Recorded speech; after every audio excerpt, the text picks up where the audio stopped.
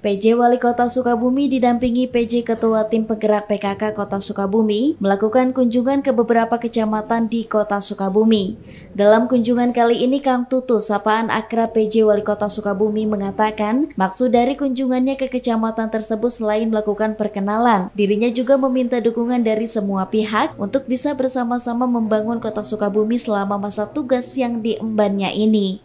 Selain itu, dirinya juga menekankan agar netralisasi ASN Kota Sukabumi pada tahun politik saat ini bisa terus terjaga, karena menurutnya ASN merupakan pelayan masyarakat yang tidak boleh berpihak maupun terlibat dalam politik praktis tersebut. Ya, saya ingin dibantu juga karena memang ujung tombak, bukan ujung tombok ya.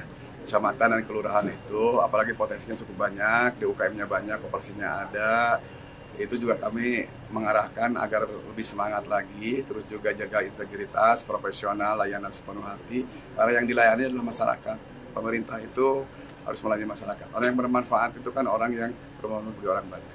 Dari beberapa kecamatan yang sudah dikunjungi, Pak, ada evaluasi nggak, Pak, yang Bapak dapat temui? Ya, kita kan baru satu. Jadi kesiapan, inovasi, dan sumber daya kelihatannya di beberapa kecamatan sudah mumpuni. Tinggal semangat untuk bangkit, semangat untuk bekerja, dan semangat memahami bahwa tugas ASN adalah melayani, itu juga terus harus kita tingkatkan.